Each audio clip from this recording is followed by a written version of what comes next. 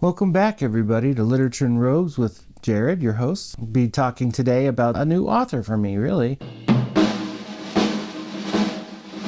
I have not gotten into anything by this particular author, Kate Atkinson. However, she was recommended through some of my favorite authors. I'm thinking it was Patrick Rothfuss in one of his interviews had highly recommended one of her books.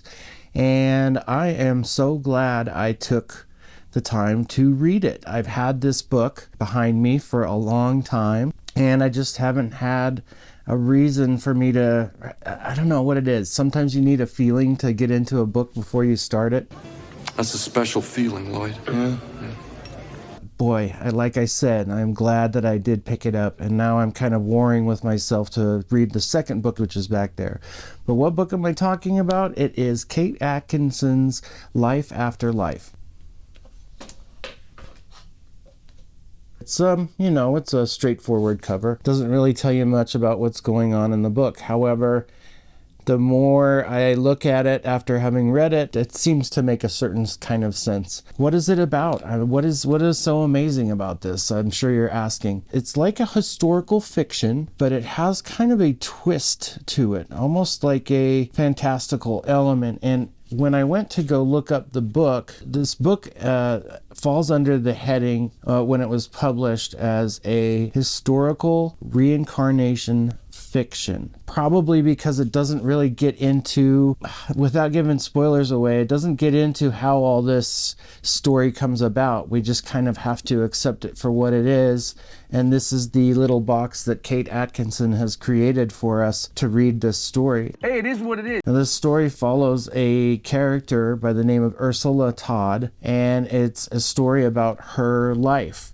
Or should I say, many lives. The reincarnation portion of that description of this book is very much a thing. Imagine, if you will, that you had to be born over and over again to find maybe some sort of destiny at the end of your life, somehow find this path to live the best life you could.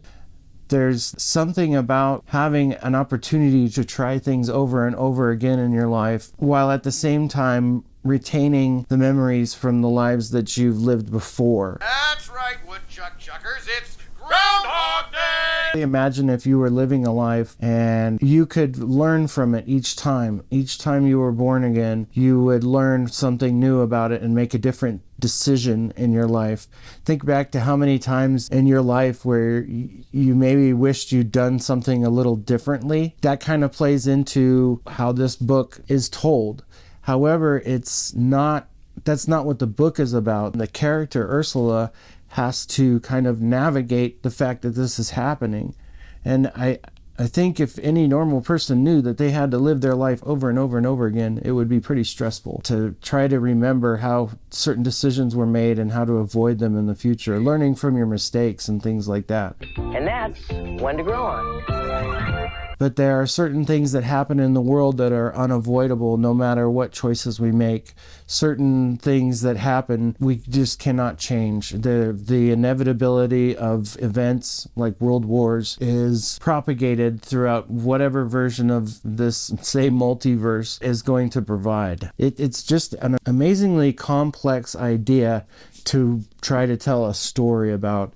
But Kate Atkinson does such a good job. You could tell she did research for this book. You could tell that these stories, and she even tells in her notes at the end of the book that a lot of these experiences were pulled from actual people in the story. The location centers around London or England, Europe, during the early 1900s to almost the mid-1900s. So there's just so much. As soon as you think you know what this book is about, the next chapter comes along and you're reading an entirely new sort of setup, a new strand of your life living in your world from birth until whatever causes your death. No more eating cat poop again. So overall, my thoughts on this book was that it was incredible. The writing was interesting, it was vivid, it was poetic, it was easy to fall into the characters' thought processes. Every once in a while, she would drop in clues about the way the main character was thinking. It's hard not to compare some of the experiences of people in these books with your own experiences. What would you do if you had that opportunity? How would you approach it? Would nihilism set in, and you wouldn't find that there'd be a pointless moment in your life where what does it matter? I just keep doing this over and over again. It's just the amount of thinking that it pulls out of your head, this book, it is highly philosophical. And it's unfortunate that I couldn't read it with, like, say, a reading group or something because of the conversations that would come around this. But it was definitely thought-provoking, and it certainly made you pull for the character, like, to go as far as they could. It seemed like an insurmountable feat for Ursula to do much of anything. And yet we have this book that is just full of these experiences that were painted so well in such a poetic manner. Her prose, Kate Atkinson tells a story very well. It is very enriched with detail. You get attached to the characters. The experiences are just so well described. Some of the subject matter in here isn't exactly stuff that I would personally find interesting, or I would try to know more about it.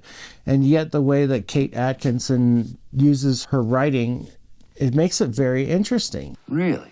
Tell me about them. Like learning about dresses and conversations that women have. As a man, I can't always relate to that, but Kate Atkinson made everything that would otherwise seem unrelatable very relatable. It doesn't matter what she writes about it. I feel like she would be able to give us all a good story, even if it was about changing your shoes or something like that. She's an excellent writer. I can't wait to get into more of her writing.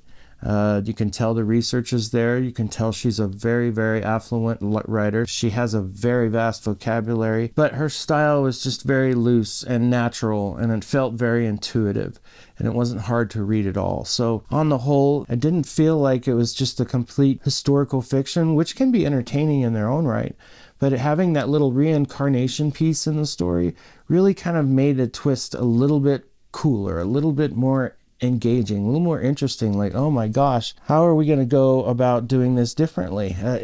There was just a few times where I'm asking that, wow, what is going to happen next? So Kate Atkinson is a master at her craft, and I believe that this book is definitely a 5 out of 5 robes.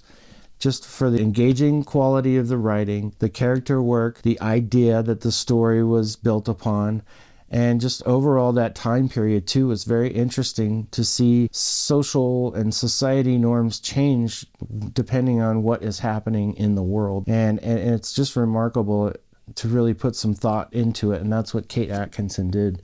So 5 out of 5 robes. I love this book. Can't wait to read the next one and several more down the road. I really enjoy her writing. She's got some really interesting stuff. So high five.